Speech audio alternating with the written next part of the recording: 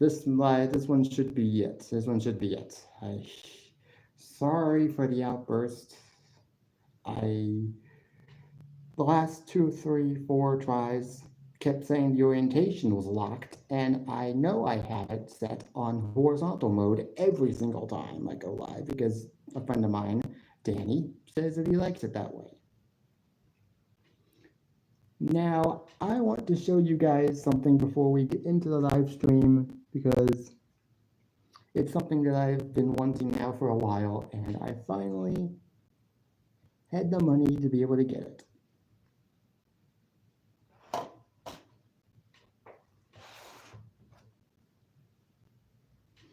A new iPad.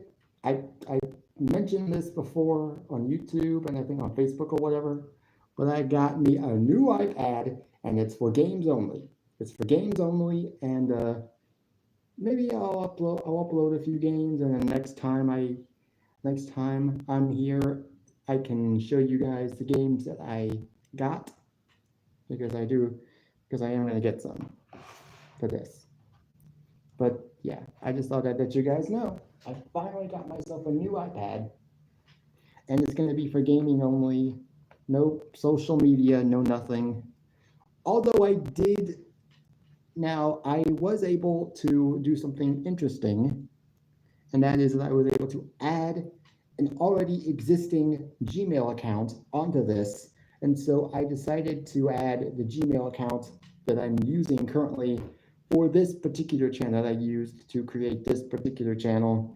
And so every now and then I might make some videos using this tablet and then upload them to my live stream, which means I might, because I was going to do a movie review video later after this, and so I might do it on this iPad and upload it to YouTube via this, because my Gmail account's now linked to this iPad as well.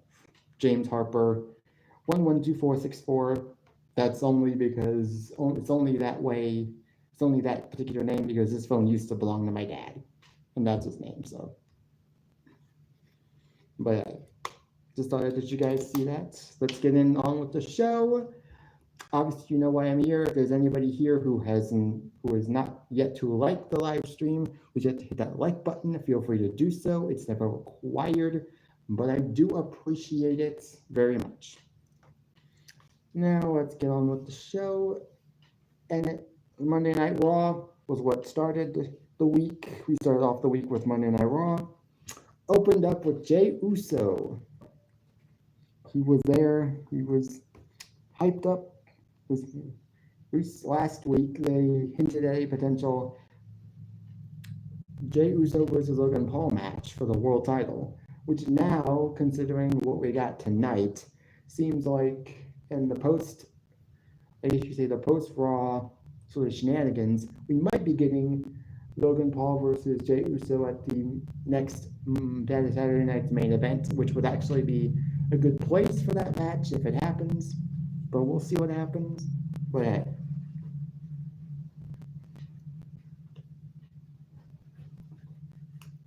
We got Jey Uso out there. They're hyping up the crowd. Eventually, we got Paul Heyman. He came out. They talked about the bloodline. Jay was like, I don't know why you're coming out here wanting to talk to me. I don't know why you're even showing your face after what you did to Roman Reigns, after what you did to your tribal chief Roman Reigns. And then Paul Heyman would just go on to deliver probably some of the best mic work of his entire career. I don't know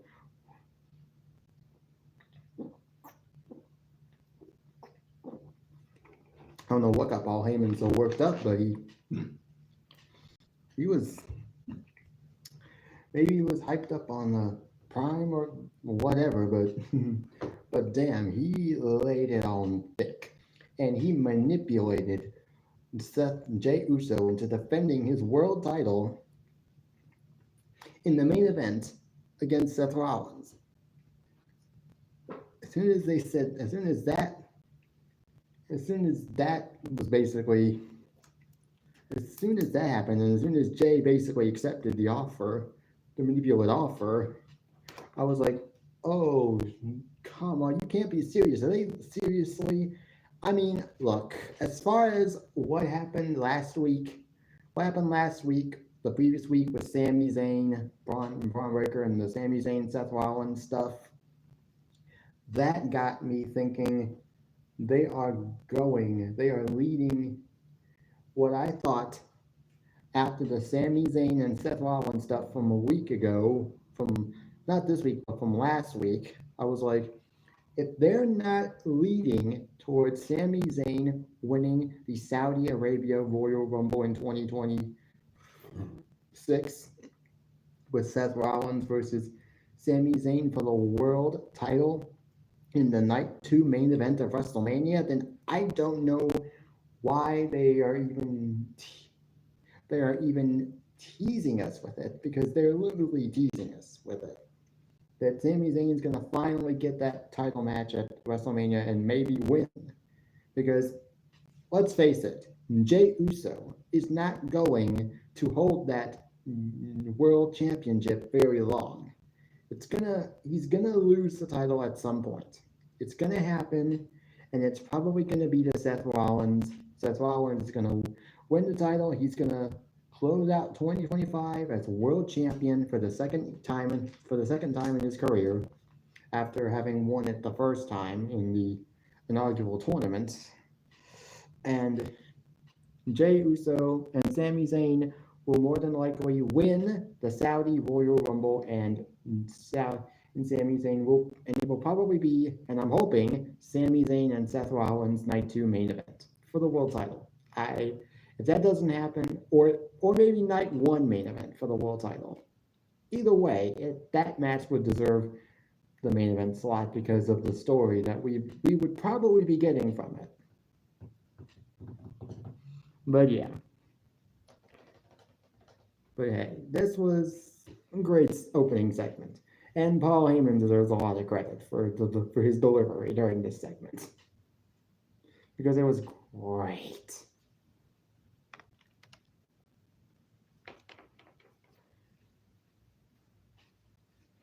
After this, we got the video package chronicling Penta versus the Judgment Day. This basically was just a clips of various matches, segments, and just various scuffles involving Penta and the Judgment Day. Obviously, not as of tonight.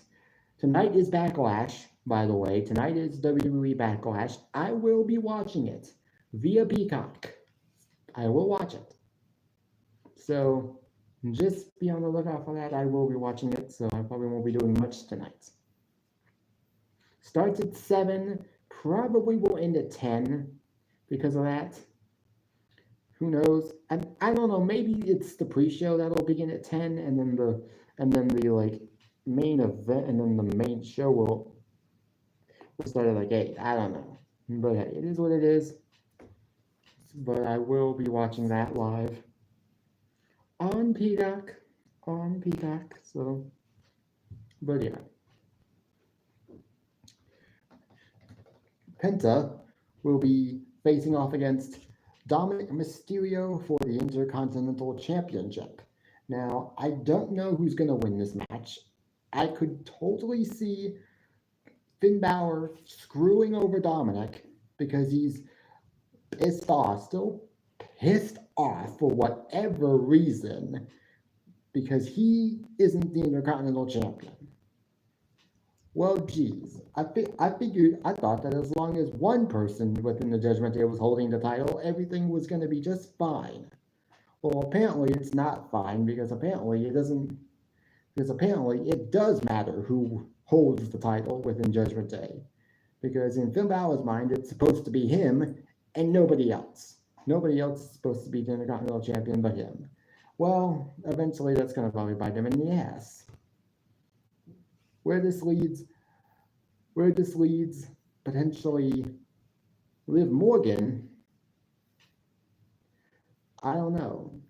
if Morgan could turn on Dominic and leave Dominic with nobody, and then have her align herself with Finn Balor, which I don't know if that would work.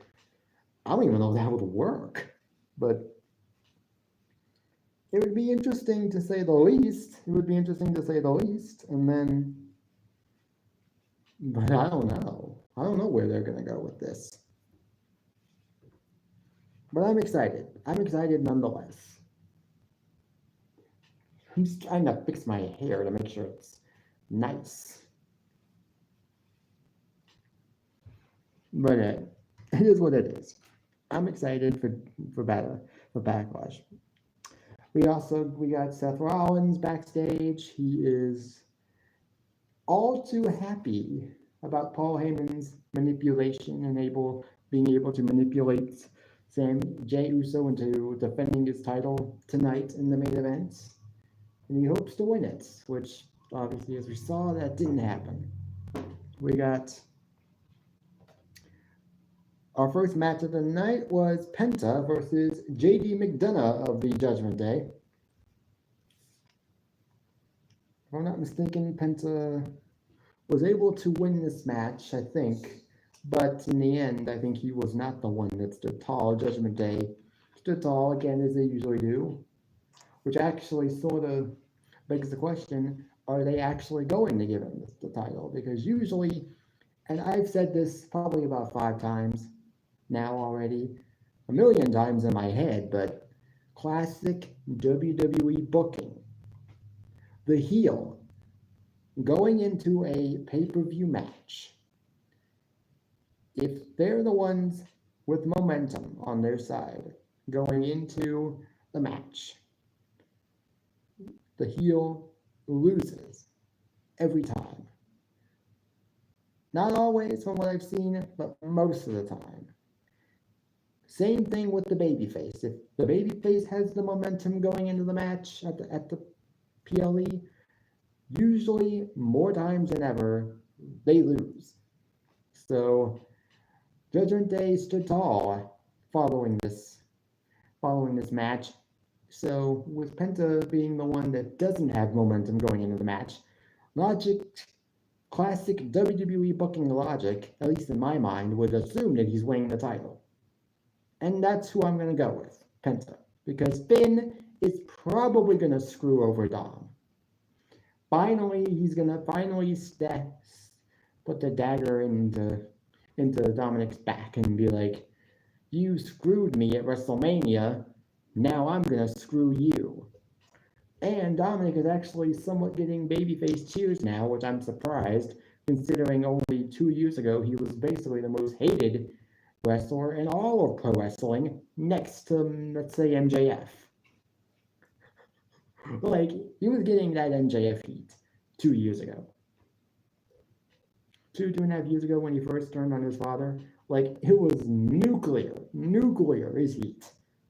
And some people wanted to say it was piped in booze, but no. You cannot tell me that those boos were piped in.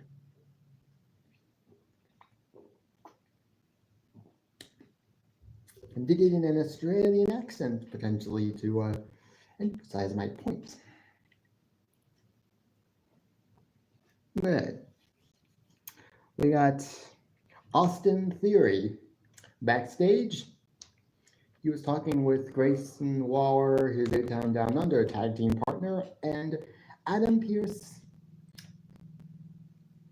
came walking by. Austin Theory wanted a match. And so Adam Pearce decided, you know what, Austin Theory, you got one. You haven't been on the show in a while, you haven't wrestled in a while, so you got a match. And it'll be against a mystery opponent. He goes out, mystery opponent just happens to be Sheamus, who is now back after I don't know how long it's been actually since we've seen him, but he's been out for a while. Either whether it's just injury or just personal related, great to see him back. Match lasted about 11 minutes or so, and it was a really good match, and Sheamus hardly ever has bad matches, ever. So, it is what it is.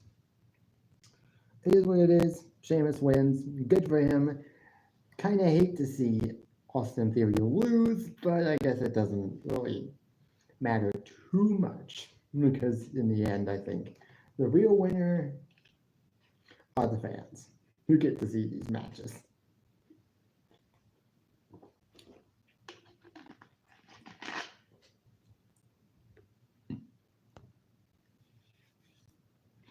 Well, Maroney, I don't know if you're still here, but congratulations on that. We got, obviously, we got Dominic Mysterio backstage. He was talking with Adam Pearce, who basically made the match official for Backlash, him versus Penta for the title, the Intercontinental title. Like I said before, I think Penta wins because I believe Finn Balor will screw over Dominic. That's how I see it happening. Could happen some other way, but I just don't know if it happens any other way. If I'm just being completely honest, I just don't see it happening any other way.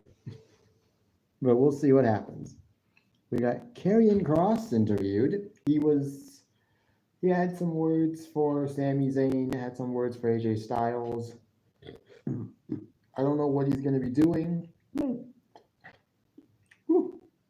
Excuse me, because I just burped. It's a weird burp, though. I don't know what Karrion Kross will be doing post WrestleMania, but they should consider giving him a push. Okay, look. I know there are some people out there who just don't really like Karrion Kross and just don't get it and just don't get him, but I do. Okay, I see what Triple H saw in him when he was in NXT. He was a killer in NXT. Was bald, had everything you could need to be a star. The moveset, the lighting, the smoke, the spooky entrance, the woman by his side, Scarlett, his wife. He had literally everything you could ask for in a potential megastar, potential star in WWE. But I don't know. But hey, we'll see what happens. We'll see what happens.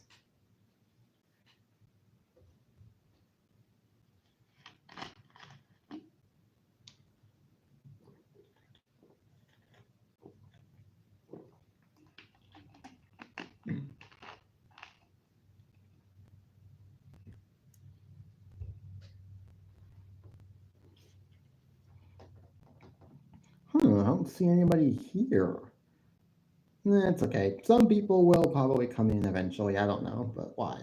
I don't know, but I guess some people will eventually come in. I know one person already did, which is my good friend Michael Maroney. We got AJ Styles. He's backstage talking with the judge. He wants into the Judgment Day and says that post Backlash, depending on if Dominic retains the title, which I don't think he does, but if he does, AJ Styles has said that he's going to be coming after that Intercontinental Championship next. It would be great to see someone like AJ Styles go after a mid card title, even though he can still deliver main event level matches. I mean, have you seen his match against Cody Rhodes at Backlash France last year? I mean, that was probably one of the best matches in WWE of 2024, minus maybe a few here and there, like the main events for both nights of WrestleMania, which were definitely match of the year contenders.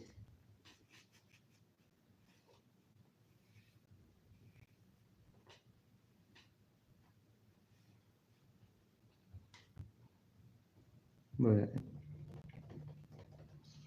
we also got a promo of a back and forth promo segment from Becky Lynch. She further explained her heel turn, so to speak, and then Lyra came out and they went back and forth. This was probably the best I've seen Lyra presented. And this is the first time I think I've seen Lyra presented as an actual credible women's intercontinental champion. Now, as far as who I think is going to win this match, because then Lyra basically told Lynch that I know how this is, how this is going to end, but I feel like you're not going to accept unless I put this title on the line at Backlash. So you're on, and this match will be in this match at Backlash tonight for the Women's Intercontinental Championship. I see Lyra winning this match. I see I see Becky Lynch winning. I don't know why, but I just see her winning this title, having a run with it. How long? I don't know. But we will see what happens. We also got Roxanne Perez. Also, we got Roxanne Perez versus Io Sky. Great match. Before the match, though, she cut a bit of a 2-minute promo. Nothing too much, nothing too flashy. It was just a typical Roxanne Perez heel promo, which has been great. Every time she gets on the mic, I feel like she's really good and has really taken this heel turn and turned it into something that has helped her career. Because I always say it, because I've said it probably like 5 times, namely to myself, mainly when I'm just talking to myself in my bedroom, when I'm talking to myself about wrestling. I'm like, there's only so much that a babyface can do before that babyface just gets stale in the eyes of the fans and they just start not caring. Now, there's things you can do to remain a babyface, yet still to stay a babyface, yet gain a grittier edge, sort of an edgier tone whenever you're speaking or when you're wrestling, like when Cody Rhodes within the last several months or so, some of the promos he's cut have been very edgy, pure babyface, but with a lot of edge to it. Like he really means what he's saying, and he's not just the typical babyface that's crying and getting emotional and stuff. But yeah, and also some people will tell you that in order to be a babyface, you just have to be a good guy and you can't cheat ever, and you're never allowed, and you can't be aggressive. You can be an aggressive babyface and not be a heel. There's a way to balance both. Okay, there's a way to balance both. But yeah, this match was really good. Went about 12 minutes or so. Julia got involved at the end when Io Sky was able to win the match. Rhea Ripley, now she wasn't out there because she was apparently in Australia doing press for the Crown Jewel event that's going to be in Perth, Australia this year. This is going to be the first time since Crown Jewel began that Crown Jewel will not take place in Saudi Arabia. It will be in Perth. They'll have Night of Champions, which will be in Saudi Arabia. I'm guessing. I don't know exactly, but I don't know. We'll see. But we also got backstage segments with the War Raiders, New Day, War Raiders, Chad Gable. Chad Gable is talking to Adam Pearce, who he wants a tag title opportunity to go to American Made because he feels like American Made has not gotten any opportunities as of late. And I'm sitting here thinking to myself, why hasn't American Made been given a shot at the tag titles, or even just the tag titles themselves? Why haven't they gotten the tag titles yet? I feel like they deserve it. I mean, yes, they're heels. Yes, they talk a lot of trash. Yes, you want to see the heels get their ass beaten every single time they open their mouths, and you don't like what they say. But can't you at least let the heels win? once in a while, I feel like every single time Creed brothers step into the ring, I almost expect them to lose because they have not been made to look like anything credible. They're great. They're a great tag team. I love the Creed brothers. They're a great tag team, but they're not winning enough. They're not winning enough. They're always losing. And that makes me not want to care about them, and I don't want to have to do that. Why can't they just why won't they just put the tag titles on the Creed brothers? Because it makes sense. They should be tag team champions by now. They should have been tag team champions by now, and by the end of 2025, they better be tag team champions. Or else I'm probably just gonna stop caring about the Creed brothers. And I don't want to do that. But yeah, the New Day, they come in, they offer the same sentiment. They want an opportunity to go to the Creed brothers because they feel like the War Raiders have had their chance at WrestleMania and failed. Then War Raiders come in and it gets into a big argument. War Raiders then say that they want the Creed brothers next week, which Adam Pearce makes official. So I'm guessing that will be for a number one contenders match. And I'm guessing, as always, Creeds are going to lose because they've lost the last two matches to the Creeds. So, it is what it is. I don't know what to say. We got Pat McAfee versus Gunther at Backlash. If Gunther wins, good for him. If Gunther loses, then it's probably okay because he can probably shrug this loss off. But I think if he does lose, it would have to be via interference, either from Michael Cole, which would be silly, but it would make sense a little bit, or if he lost due to interference from one of or many of Pat McAfee's friends from the Pat McAfee Show, his crew, AJ Hawk, Brandon Cutler, I think it's Brandon Cutler, no, AJ Hawk, who I didn't realize used to be an NFL player for the Green Bay Packers, and then I can't remember who the other guys are. I can't even remember the other guys are.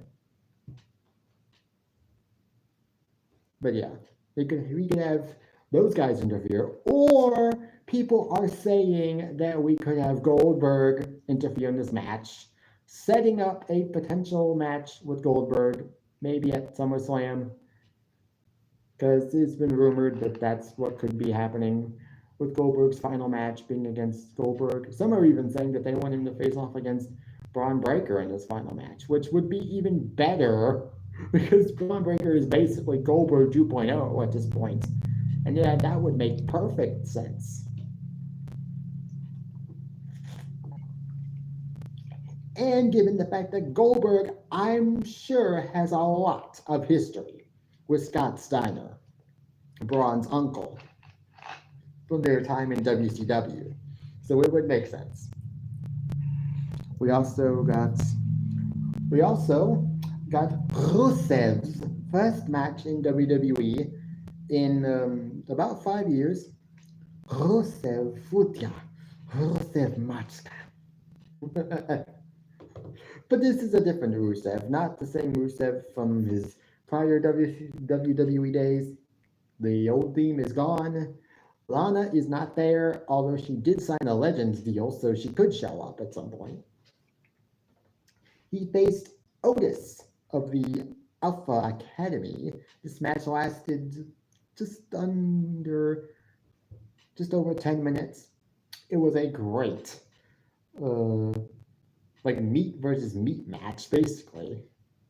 These two men were just slugging it out. Rusev, though, he wins via the Accolade, and then Akira Tozawa comes out to try and help, but gets into the ring to try and help, but it's all in vain because Rusev then beats him down as well. So great to see Rusev back in the WWE, and with Alberto Del Rio potentially coming back to WWE, we could see, not that it's going to happen, But we could see a potential segment where at least three-fourths of the League of Nations is back in one segment, because Wade Barrett is the only one who isn't wrestling at the moment, who isn't still wrestling, because even though he is not quote unquote retired, he just isn't wrestling and he's just on commentary. But hey, it would be interesting to see. I wasn't actually. Some people will say League of Nations was terrible, but I didn't actually mind it. I didn't mind it at all. They had a pretty decent match at WrestleMania 32 against New Day, and got their ass kicked by three legends in the process post-match. Shawn Michaels, Mick Foley, and Stone Cold Steve Austin. So that just, hey, it is what it is. We got the main event, which was Seth Rollins versus Jey Uso for the world title. This match lasted about 20 minutes, and this match was great. This match was awesome. At one point, I thought, oh my God, they're going to do it. They're going to actually do it. But luckily for us, this match had some interferences. Mainly from Sami Zayn, who came out selling the beatdown from last week, which would have been crazy, which would have been weird if he hadn't been selling the beatdown from last week. And CM Punk decided to show up and cost Seth the match. So it's gonna happen.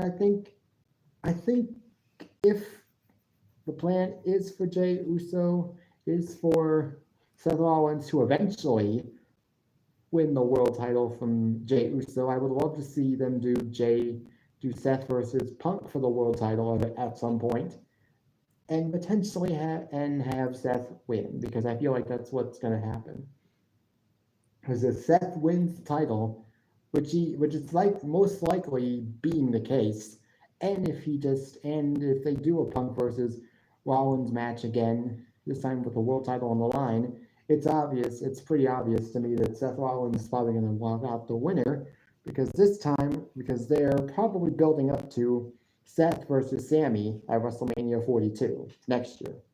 I'm hoping, because that would be a good moment for Sami, following last year's WrestleMania for 40, when he beat Gunther to win the Intercontinental Championship. But that was Monday Night Raw. Monday Night Raw was great this week. Great opener, great main event, some pretty decent matches all throughout the show sprinkled in. So I'll give it a 7.5 out of 10. Not perfect, but very good. Then we go to NXT. NXT was a good show. We got a new number one contender for the women's and men's NXT championships. The NXT men's and women's championships. Opening the show, though, we got Hank and Tank and Joe Hendry versus three members of Dark States. I think it was, I can't remember exactly who it is. James Cutler, Deanna Lennox, and one of the other guys. Not Saquon Sugars, because he was outside the ring, but I can't remember the other guy's name. So forgive me. But as always, this match didn't end well for the baby faces, because at one point, Joe Hendry had Trick Williams on his mind. Had Trick Williams apparently on his mind, because Trick Williams came out to distract Joe Hendry. They started brawling. This led to Hank and Tank getting destroyed by the tag team by Dark State. And they won. And Dark State won. Great for them. Decent match, lasted just about 13 minutes or so. A little more than 13 minutes. Not bad match at all. But, actually it was about 12 minutes. Just over 12 minutes, I forgot. After this, though, we got Lola Vice backstage with Stephanie Vaquer. She was talking about a potential title opportunity for her post, I guess, the next NXT pay-per-view, which will be Battleground. should be interesting. Should be interesting. Wouldn't mind seeing that match some point down the line if it happens. If it does get booked.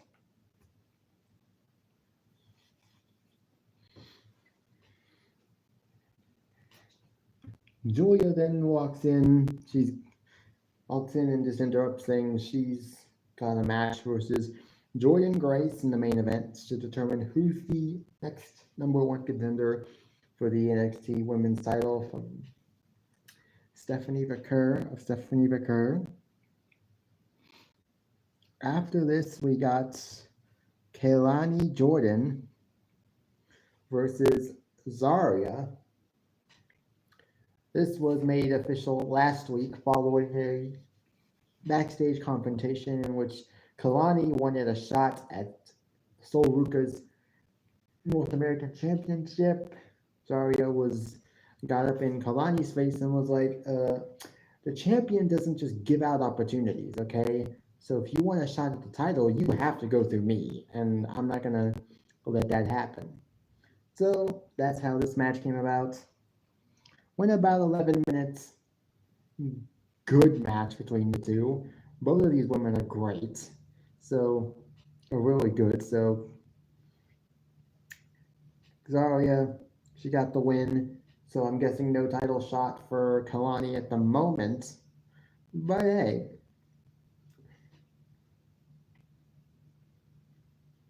I don't know what's next for Kelani Jordan because I feel like she's been acting very heelish and acting very just I'm just gonna say it, just acting a little bitchy recently for a female talent in WWE. For a babyface, she's leaning more on the heel side, though I feel like she's still getting babyface-esque chants, so I don't know. I don't know what's happening with her, but a full-blown heel turn sounds like that's what it's going to eventually lead to, because she's definitely leaning towards turning heel eventually. When it happens, we don't know. Maybe it'll be a slow burn kind of thing where with what happened with Roxanne Perez when Roxanne Perez just slowly but surely became more and more unhinged, more and more crazy, so shall we say, in her quest to regain the NXT Women's Championship. We got Jordynne Grace interviewed. We got Carmen Petrovic backstage with Thea Hale. Carmen Petrovic was more than happy about ditching, was not so happy about the loss last week to Sol Ruka, but was happy that she finally, quote unquote, dumped the dead weight, I'm guessing, in Ashante the Adonis. Then Jada Parker comes in. She's all sarcastic and was like, girl, I told you for months that this guy was nothing but baggage. But now it's because you finally listened to my advice. This then led to a match. Then this led to a match between them later on in the show. We then get Jordynne Grace interviewed before her main event match against Julia. Then Lash Legend comes in, is like, Izzy Dane comes in next. She's all confident. And then Lash Legend comes in and is like, Jordan, I know you ain't gonna just talk about powerhouses in NXT and forget about me. I'm still a little upset that they got rid of Jakara Jackson or Mensa. I totally get, but Jakara Jackson, the Meta Girls were one of the better tag teams in the entire WWE Women's Tag Team division, whether it be on SmackDown, Raw, or NXT.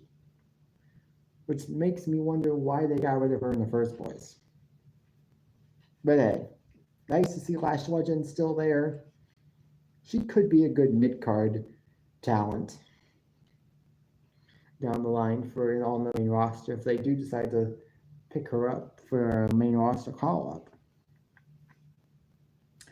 We got a number one Contenders Battle Royal. This is for a #1 contenders spot at Battleground for the NXT the men's NXT Championship. We got several superstars from Evolve and LFG in this battle royal. Anthony Luke, if I'm not mistaken, and someone else. I can't remember what his name is. And then we got like a couple superstars from Evolve, like Timothy Thatcher, who I remember from being in NXT before. Was never on the main roster. I don't think he was released in 2021, if I'm not mistaken. And then we got guys like Swipe Right, who was that tag team that had a match against Fraxium earlier this year, which I actually kind of liked. Thought it was a pretty nice match. So we got some superstars from it, and we got a return. Who wants to walk with Elijah? Not Elias. Elijah returned to NXT, which is actually sentimental because he began in NXT before eventually jumping up to the main roster.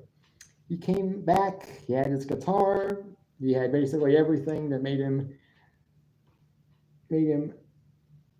a credible mid-card superstar in WWE, and hey, came out to a nice ovation. People were excited to see him back, which means I'm like, yeah, I totally get it why they're cheering for him that he's back. Makes perfect sense to me. Obviously, as far as who I thought was going to win this match, I thought either Trick Williams or Javon Evans. Trick Williams got thrown out, got distracted by Joe Hendry, who basically helped in Joe Hendry's elimination. So that is what it is there. So I thought, okay, it's going to be Javon Evans. Well, then Javon Evans gets eliminated by both Shawn Spears and Eddie, and then Ethan Page, which makes perfect sense because he's still probably pissed off that Javon won that match at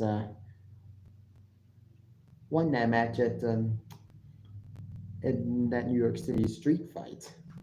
But hey, it is what it is. Miles Bourne would actually win the match after Shawn Spears and Ethan Page tried to eliminate one another, which then ended up in just them eliminating each other at the same time. Miles Bourne actually won this match, which obviously surprised me a bit. But I'm like, okay, I'm okay with this because I don't mind the guy. I think he's great. I think he's really good.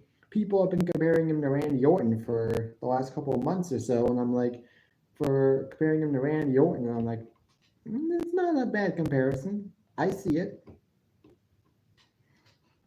We then get Carmen Petrovich versus Jada Parker. This match was not even that long. Win just over 2 minutes. Jada wins, and she went for that, I guess, teardrop hip check. Although Thea Hale came out to take the fall for Carmen. So I guess thank you, Thea. But hey, that's how that ended. We got an OTM video promo package. They are coming after the tag team titles. So they're coming after the Belly Bandits. I'm guessing that's what I've heard them say, or the commentators say is their name. Belly Bandits. Hank Walker and Tank Ledger, the tag team champions. Well, their tag team name is Hank and Tank, but I guess that's their nickname, the Belly Bandits. What a weird name for a tag team. But it is what it is. Then we got a backstage segment with Miles Bourne and the rest of the No Quarter Catch crew. Charlie Dempsey was excited about No Quarter Catch crew getting a shot at the NXT Championship, but Charlie Dempsey I'm guessing Charlie wasn't exactly happy that it wasn't him who won that Battle Royal, so he decided to take Miles' spot in the match at Battleground, which didn't exactly make Miles Bourne happy. He was kind of surprised, like, Charlie, why are you doing this? I won the match. But then Charlie decided to say that it was better for business if he was in the match because would have a better chance of beating Obafemi than Miles Bourne, which I think that's a bit shady. Like you're just gonna tell your own group member that you're not better, that he's not better than you. I thought you guys were supposed to be equals. But I guess this is leading to Miles Bourne potentially being cut from the group. I don't know. Obafemi, he comes out of nowhere, congratulates Miles Bourne, says that Miles wasn't his first choice to win, but that he's been impressed. Miles Bourne even teases another triple threat match with both Oba and with him and Charlie Dempsey in the match, but Oba just shoots that down immediately and is like, no more triple threat matches. I'm done with those for now. I mean, he's had 3 triple threat matches already this year. New Year's Revolution, New Year's Evil against Eddie Thorpe and Trick Williams, Vengeance Day against Grayson Waller, Austin Theory, and Stand and Deliver against Javon Evans and Trick Williams. So, yeah, I can understand why he would not want another triple threat match. But considering Miles Bourne said to Oba all the things that Charlie had said about Oba, we now have a match confirmed, at least one match confirmed, basically for next week. Oba versus Charlie Dempsey. That should be an interesting match. I think Oba's going to win, but it should be a good match. We also got Joe Hendry backstage with Ava, and we now have another match confirmed for Battleground. In addition to the women's and men's championship matches, we got Joe Hendry versus Trick Williams, and for the first time ever in WWE history, a TNA championship will be on the line for a WWE Premium Live event. We've had the TNA Tag Team Champions defended on NXT television, but not on a PLE. So this will be the first time that a TNA championship of any kind is defended on WWE Premium Live event. Joe Hendry probably will win. I don't know who wins this match, but I would love to see Joe Hendry win because I just don't know what they would do if Trick Williams wins the title from him. I don't know, but we will see what happens when that happens.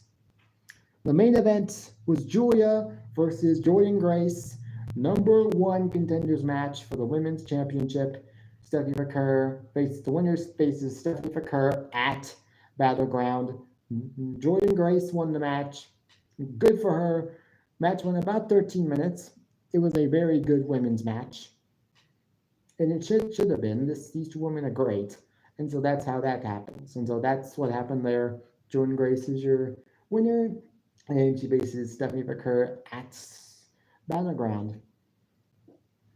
I was thinking, I think it was last week where we had a backstage segment with Ava and Stephanie. Obviously, Ava was anticipating that Stephanie would want both of them in the match. But she decided, look, I know what you're gonna say.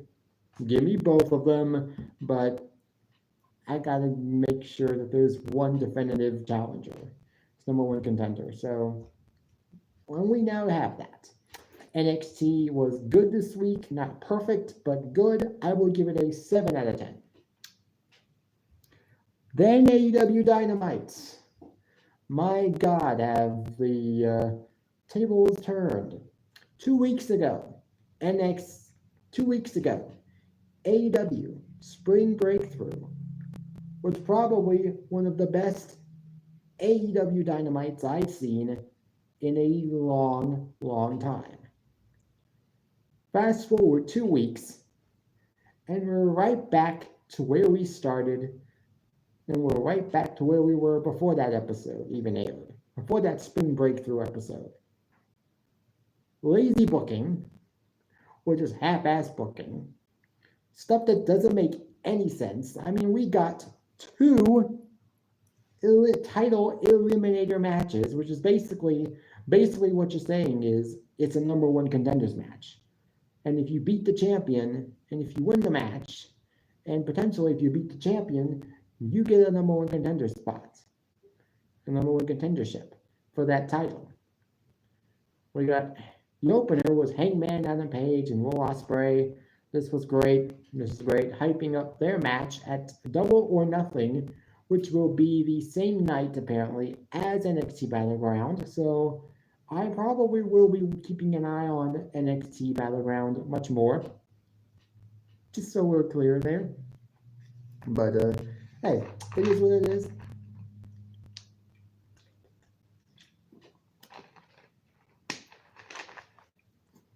We got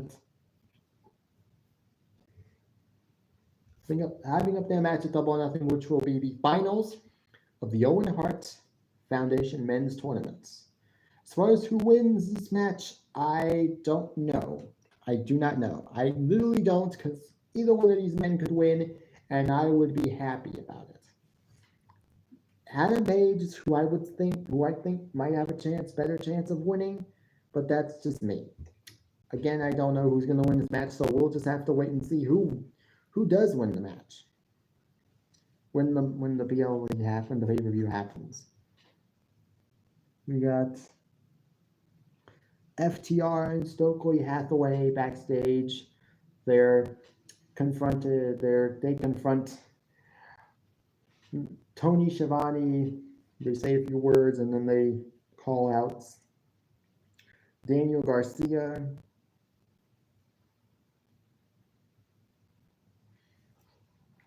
Typical heel stuff. FTR, I feel like as heels, don't know if they're going to be any different than what they were as baby faces. As far as whether or not I'm supposed to really care about them, I don't think I will. But we will see. We will see. We got a women's championship eliminator match. Toni Storm versus Thunder Rosa versus Anna Jay versus Penelope Ford. Went about 7 minutes. Mr. That's okay women's match. Toni Storm wins, which why did they have to do this match in the first place? I don't know. But Toni Storm wins.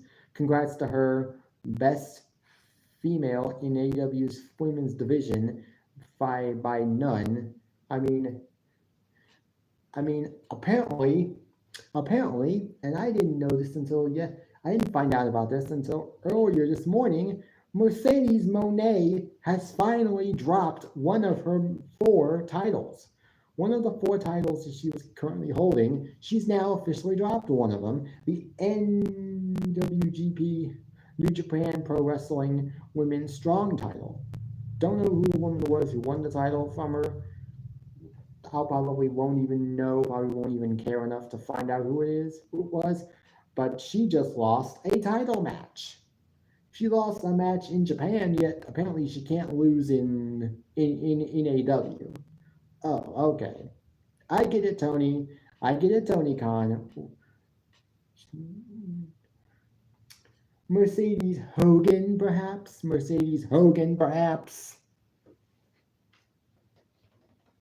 Exactly.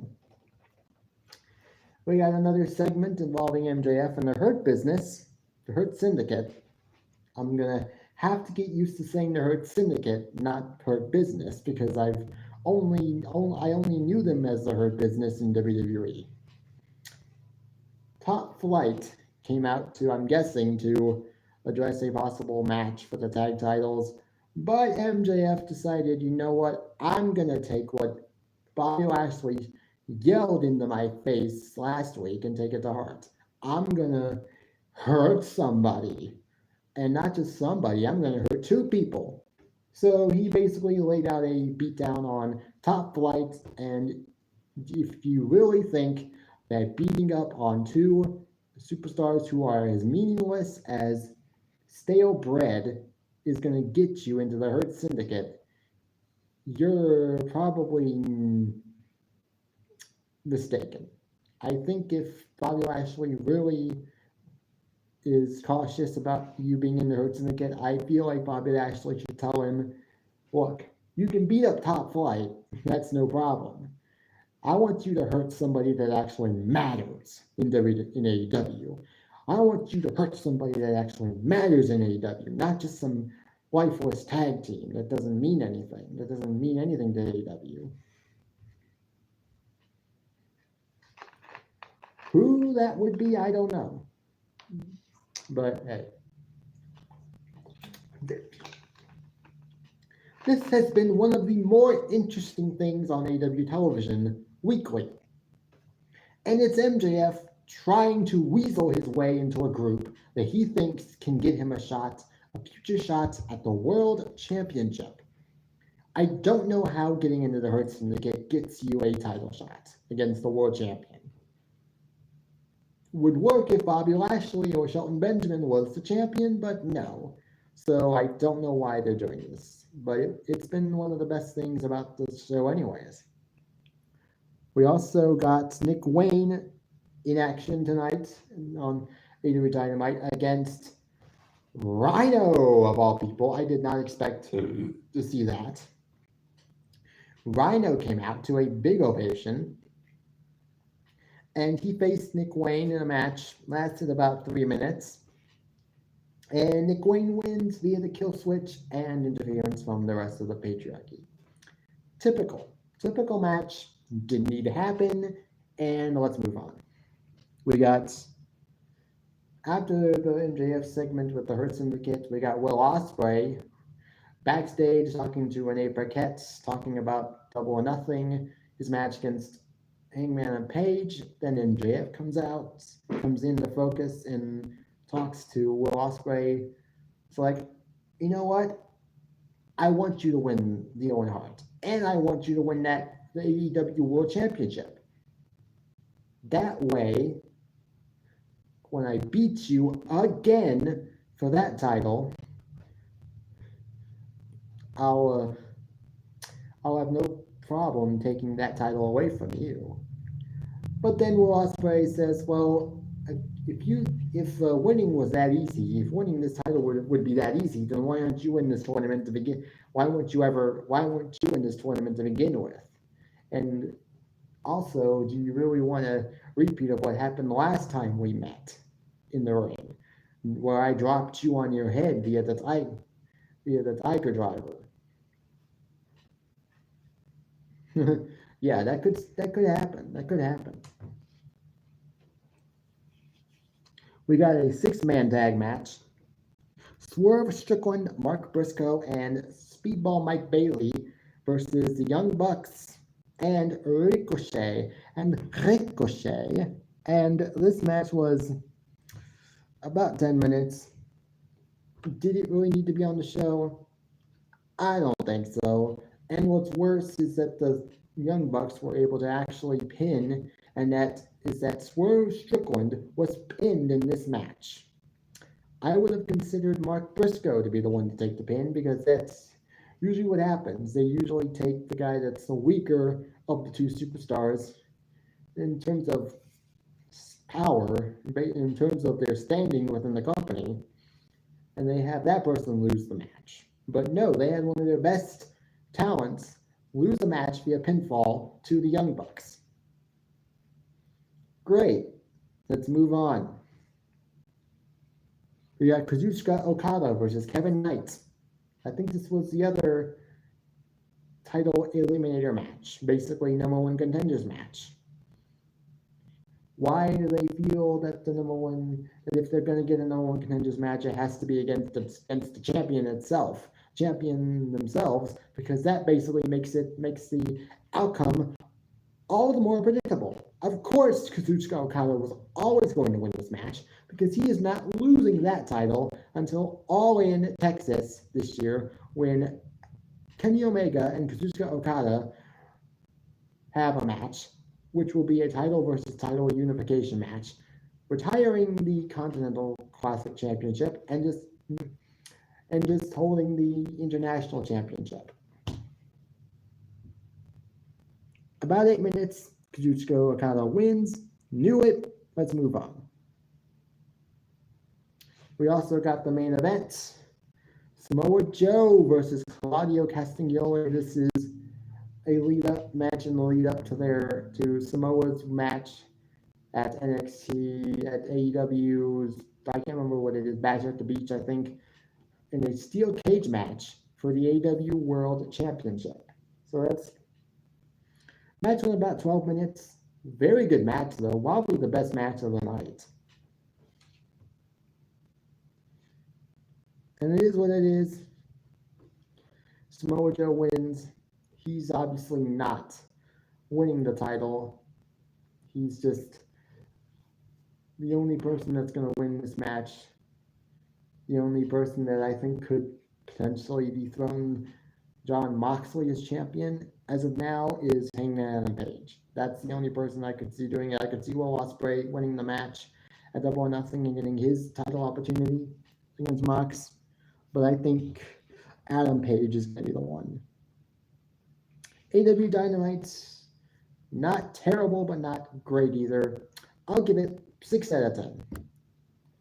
Then we go to SmackDown. SmackDown was a pretty decent show. We got Damian Priest and LA Knight opening the show against Solo Sikoa and Jacob Fatu. This match lasted about 10 minutes or so. It was a great match, a really good match. LA Knight got the win, though Drew McIntyre was the one who stood tall after Claymore kicking Jacob Fatu in the face. He held the title up, which obviously means one thing and one thing only. He is losing this match. Then again, he is not really one that I would consider going after the United States Championship at the moment, because I feel like he is destined for a main event push going into summer months, which is what I've heard. So that is it is what it is. Good opener. We got R-Truth. He's backstage. He's still sort of a bit delusional when it comes to John Cena. I don't know why. Maybe John Cena beating up on R-Truth is going to be what finally makes R-Truth realize John Cena is no longer your hero. He is now your villain. R-Truth is a national treasure, man. Keep him safe at all costs. 2 people, I'll take that. Anybody that is just now coming in maybe and hasn't hit that like button, feel free to do so. We got Drew McIntyre interviewed by Byron Saxton. He's not really happy that Drew McIntyre is in this match. He's like, Jamie Priest in this match, like, I beat you at WrestleMania, so what are you even doing here? LA Knight, he's basically saying that LA Knight doesn't deserve the match because he lost his title and that he should just go to the back of the line.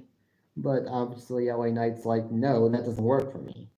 But at least when it comes to LA Knight saying that, it would make more sense for him to say it.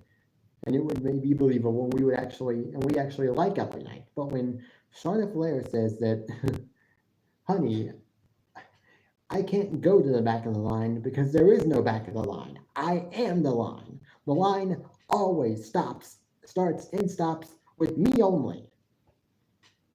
Well, we don't like you, Charlotte, so. And like Dayton, Ohio decided to do, they decided to boo the Brewers so much that she decided, you know what, I'm just gonna leave. I'm gonna leave. You had your chance to let me talk, but you just wouldn't let me talk, so I don't have to take this. We got Zelina Vega backstage. She was talking with Chelsea Green in Nick Aldis' office. Nick Aldis wasn't exactly happy about that. Then Chelsea decided to mock Zelina and tell Zelina that she doesn't have any friends. And so I tried to make it seem like Zelina doesn't have any friends, and she decided to be like, oh, you don't think I have friends? Well, maybe you two should come to the ring, and I'll bring myself and a quote unquote imaginary friend, and we'll have a tag team match, which Nick Aldis approved. Turns out it was Alexa Bliss. She's back. She's back after being out for a while, not due to injury, but just because of the fact that Uncle Howdy was injured for a few months, and they decided that no, we can't have Alexa Bliss on the show, even though she can be. We just don't want. We want to see her.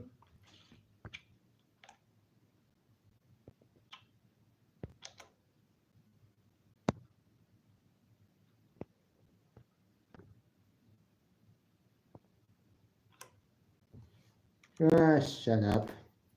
Shut up, Mox. And I know that's you, so shut your mouth.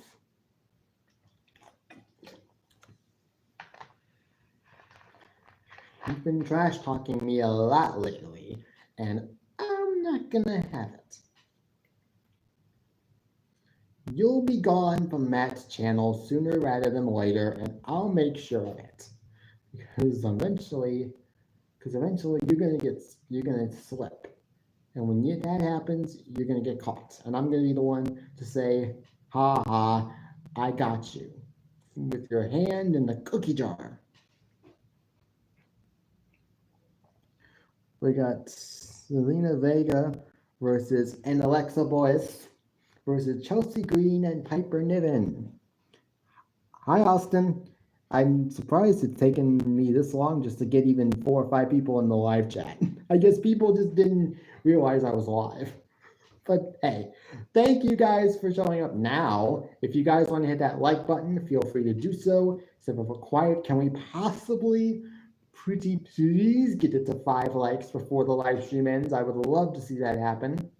Even if it doesn't happen, I'm okay with it. We got, this is Chelsea Green and Piper Niven. This match, Zelina Vega, Alexa Bliss, they won the match. It is what it is. Good to see Alexa back.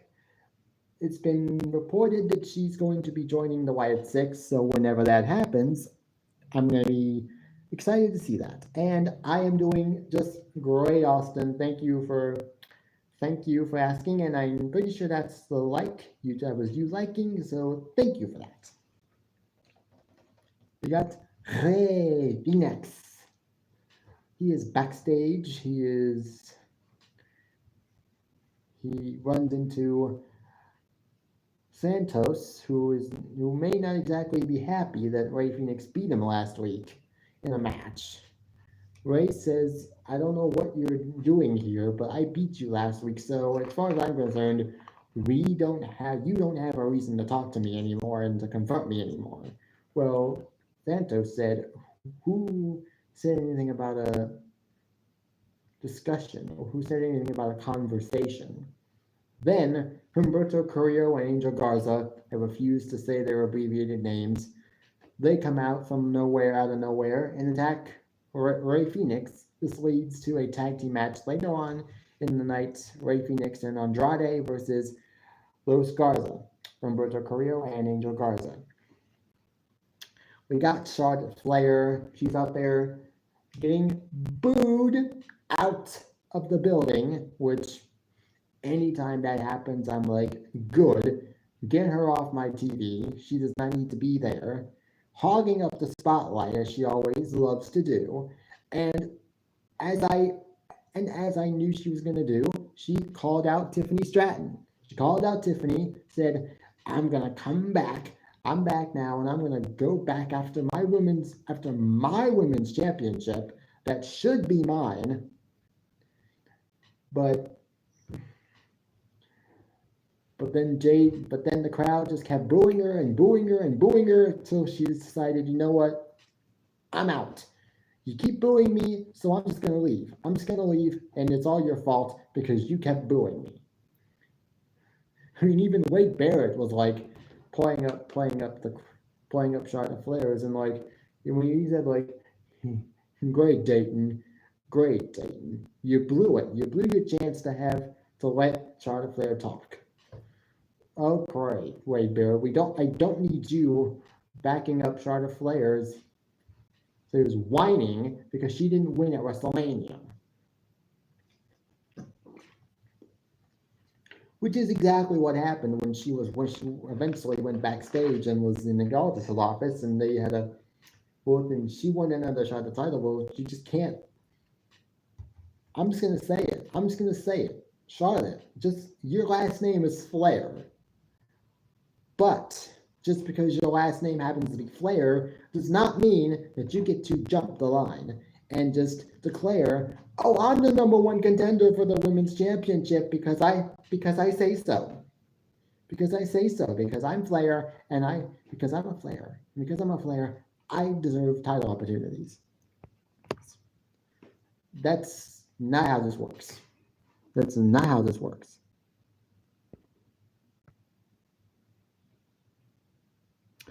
Moxley, go to hell.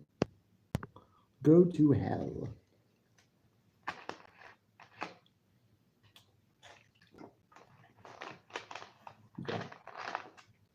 But it is what it is. Jade Cargill came out.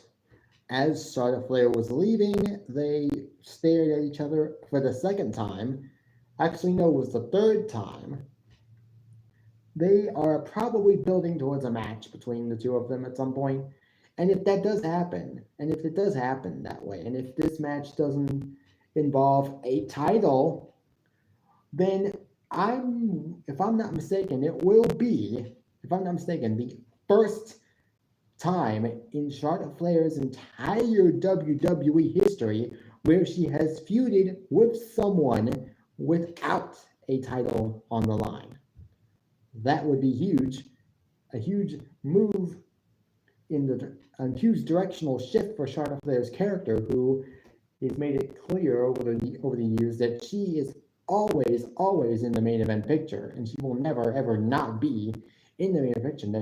That every single time she comes back, she needs to be champion. Well, this might be her first non-title feud that she's ever had in WWE. And it might be an interesting feud. I don't know. We'll see. We'll see what they do. We got Jade Cargill versus Nia Jax. Excuse me.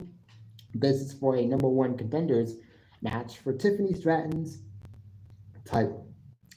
Well, we got Nia Jax winning this match via interference from Naomi onto Jade Cargill. Great. Nia Jax wins. Nia Jax gets another shot at Tiffany's title. Great. I don't think this match will be any better than their last match. And Tiffany will win still. Street Profits were out there in the ring. They were talking about their TLC match from a couple weeks ago. They hyped up the crowd. Then all of a sudden we saw Fraxium come out. Nathan Frazier and Axiom, they had nothing but respect for the Street Profits, but made it clear that they, at some point down the line, want a shot at the tag team titles. They wanted to fight, so they were able to fight the Street Profits tonight. So we got Street Profits versus Fraxium for free, basically. Went about 10 minutes. Very good tag team match. And Fraxium beat the tag team champions in a match. This is obviously leading towards a tag team title match that they might actually lose because they just beat the champs. So who knows? But we will see. We got Aleister Black versus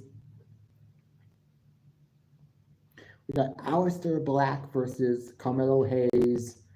Went about 7 minutes. It was a good match. Great to see Aleister Black back in WWE. It is what it is. After the match, Aleister Black hit a Black Mass on The Miz after The Miz tried to ambush Aleister. And so that was obviously never going to work. But hey, it is what it is. Good job. We got Rey Fenix and Andrade, and then Rey Fenix and Andrade versus Los Garza. Humberto Carrillo and Angel Garza. Match lasted about 8 minutes. Good match. And babyfaces win. Good for them. Good for them. Then we got the main event. John Cena, again, he's closing the show this time. Hypes up his match with Randy Orton at Backlash. Does his new heel stuff, the new heel stuff that he's doing. It was great. We got someone who was apparently a fan, or well, we thought was Randy Orton maybe at first because he attempted an RKO, but then John Cena would hit him with an AA, which then led to Randy Orton, the real Randy Orton, come out, hit the RKO, and hold the title up over his head, up over John Cena's head, body. So that visual basically confirms to me that it's going to be John Cena retaining his title, whether it's be a DQ finish, kind of like what happened at No Way Out 2007, where John Cena basically, or No Way Out 2008, when Randy Orton intentionally got himself disqualified by slapping the referee. Could happen that way, or it could just end via a pinfall finish with Randy Orton losing to John Cena via pinfall. Or submission. We've had Randy Orton tap out to the STF before, so that could also happen. But hey, it should be a great match. Hopefully, because John Cena didn't really look too impressive in his match at WrestleMania. So we'll see what happens. SmackDown was good, better than the last 2 weeks, I will tell you that much. So I will give it a 7 out of 10 because some of the matches were really good. Some segments were like, nah, it's so good, but hey, the majority of the wrestling was good. So that's what's gonna make me give it a 7 out of 10. But we'll see but I will see you next week. I will do my first of 2 potential movie review videos. Not using this phone. I might wind up using my new iPad for that. And I will upload it via this YouTube channel tomorrow.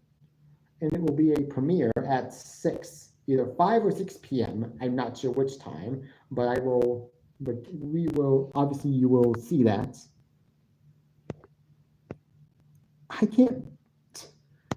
How would I be able to go to Backlash? I'm not able to go to Backlash. I don't have the money to buy a ticket for Backlash. The best I can do is watch it on Peacock, which I think is a better option anyways. But hey, it is what it is. I'll see you guys later. See you guys next weekend. Until next time, peace. Bye, guys.